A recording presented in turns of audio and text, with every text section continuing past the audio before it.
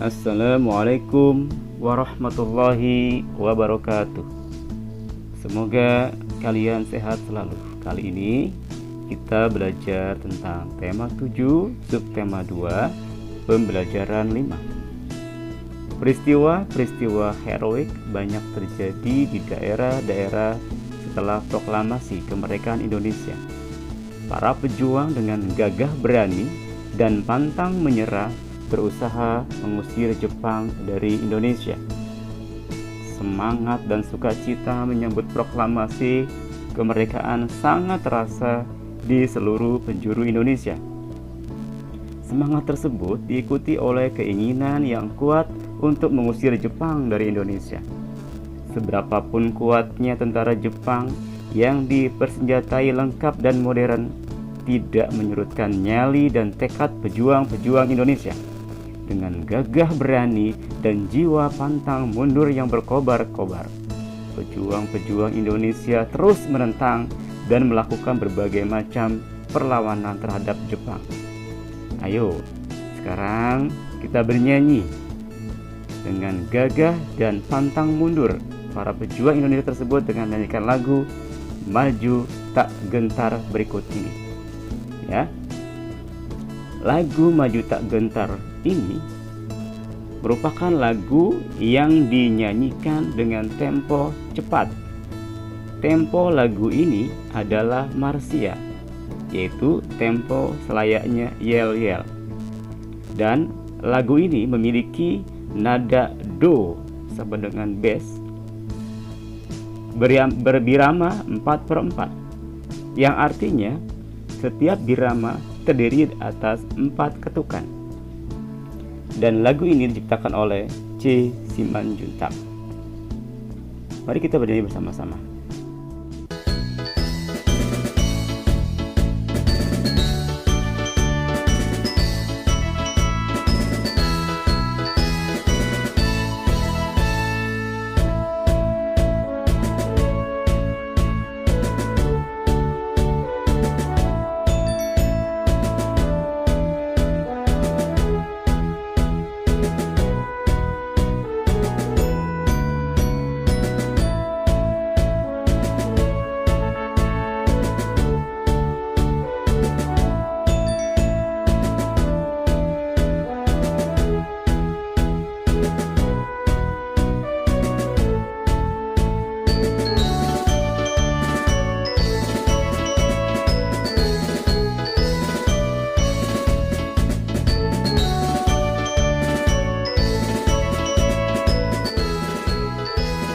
Bernyanyi bersama-sama.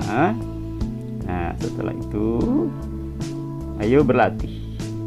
Nah, jawablah pertanyaan ini. Ya, apa yang kamu rasakan saat menyanyikan lagu Maju Tak Gentar? Tolong jelaskan bagaimana nada dan tempo lagu Maju Tak Gentar tersebut. Jelaskan. Apakah lirik lagu Maju Tak Gentar mencerminkan nilai-nilai kepahlawanan? Nah, silakan dijelaskan, ya. Kirim ke Google Classroom. Nah, kemudian, ayo kita berkreasi. Nah, sekalian coba kalian setelah menyanyikan lagu Maju Tak Gentar, sekarang peragakan gerak tari dengan mengiringi lagu Maju Tak Gentar. Ya. Seperti ini. Nah, gerakan pertama, berjalan tegap ke depan. Lihat seperti gambar. Ya. Gerak kedua, lihat seperti gambar, mengayunkan gendewa ke depan, lalu ditarik ke atas. Jika tidak ada gendewa, boleh silakan menggunakan kayu. Ya. Nah, gerak ketiga, berlari-lari kecil, pandangan ke arah gendewa. Nah, seperti itu. Gerak keempat, meluruskan tangan kanan ke atas, lalu menekuk. Pandangan menatap tajam ke depan, lalu kepala menengok ke kanan. Ya, seperti ini. Ya, lihat, perhatikan gambarnya. Seperti itu. Nah, ya. Oke, kita lanjut sekarang adalah ayo membaca. Ya, perhatikan, ayo membaca. Perjuangan mempertahankan kemerdekaan. Ketika bangsa Indonesia memproklamasikan kemerdekaannya, banyak pihak asing yang tidak menyetujuinya. Pihak-pihak asing tersebut antara lain sekutu, terutama Belanda dan Inggris. Demikian pula dengan Jepang. Banyak tentara Jepang yang masih tersisa di Indonesia belum mengetahui jika mereka telah kalah dan menyerah kepada sekutu. Mereka juga belum tahu jika bangsa Indonesia telah merdeka. Belanda datang kembali ke Indonesia dengan membonceng Inggris. Inggris merupakan perwakilan sekutu di Asia Tenggara. Tentara Inggris ini diberi nama Albany di bawah pimpinan Jenderal Sir Philip Christensen. Inggris bertugas melucuti senjata tentara Jepang yang masih ada di Indonesia, serta membebaskan tawanan perang sekutu. Kedatangan Inggris yang ternyata juga diboncengi tentara sipil Belanda yang disebut NIKA ditentang oleh rakyat dan pemerintah Indonesia. Mereka tidak menghormati kedaulatan bangsa Indonesia. Perlawanan rakyat terjadi di mana-mana. Perjuangan rakyat dalam rangka mempertahankan kemerdekaan Indonesia dilakukan dengan dua cara. Yang pertama adalah perlawanan fisik dan diplomasi. Perlawanan fisik ini dilakukan dengan kontak senjata. Adapun perjuangan dan diplomasi dilakukan melalui meja-meja perundingan. Perlawanan fisik dilakukan di berbagai daerah, antara lain sebagai berikut. Pertempuran 10 November 1945 di Surabaya, yang kemudian di setiap tanggal 10 November diperingati sebagai Hari Pahlawan. Berawal dari tewasnya Jenderal Malabi, pimpinan sekutu, adapun tokoh yang terlibat adalah Bung Tomo, Gubernur Suryo, dan Kolonel Sungkono. Yang kedua, Palagan Ambarawa terjadi pada tanggal 15 Desember 1945 di Ambarawa, Jawa Tengah. Kemudian di setiap tanggal 15 Desember diperingati sebagai Hari Infanteri Nasional. Insiden ini bermula dari sekutu mempersenjatai tawanan yang sudah dibebaskan. Sekutu juga membebaskan orang-orang Belanda secara sepihak. Adapun tokoh yang terlibat dalam peristiwa ini antara lain Kolonel Isdiman dan Kolonel Sudirman. Yang ketiga, Bandung Lautan Api terjadi pada tanggal 23 Maret 1946. Insiden ini bermula dari ultimatum sekutu meminta senjata yang diperoleh dari tentara Jepang untuk diserahkan kepada sekutu. Namun, rakyat Bandung menolaknya, bahkan membakar kota Bandung agar tidak dikuasai sekutu.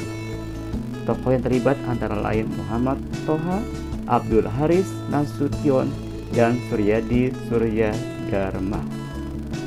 Yang keempat, Medan Area terjadi pada tanggal 10 Desember 1945 karena orang-orang Belanda menginjak-injak bendera merah putih. Tokoh yang terkenal adalah Ahmad Tahir. Yang kelima adalah serangan umum 1 Maret 1949 di Yogyakarta. Peristiwa ini dipicu Belanda yang menduduki kota Yogyakarta dan mempropagandakan bahwa TNI telah hancur. Tokoh yang terlibat antara lain Letkol Soeharto dan Sultan Hamengkubuwono IX.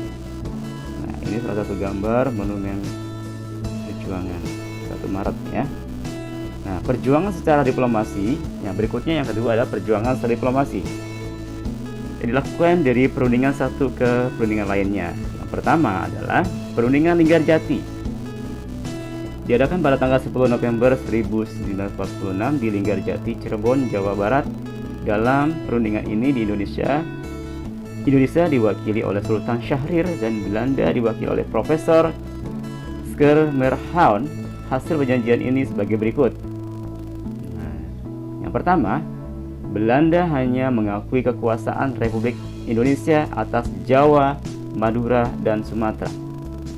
Yang kedua, negara Indonesia Serikat terdiri dari negara Republik Indonesia negara Indonesia Timur, dan negara Kalimantan.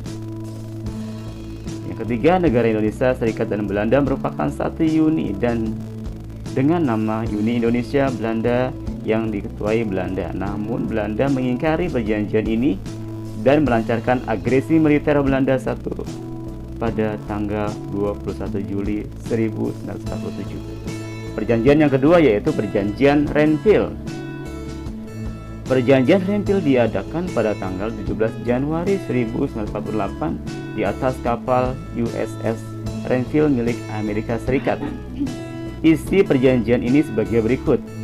Yang pertama, Belanda hanya mengakui daerah Republik Indonesia atas Jawa Tengah, Yogyakarta, sebagian kecil Jawa Barat, dan Sumatera.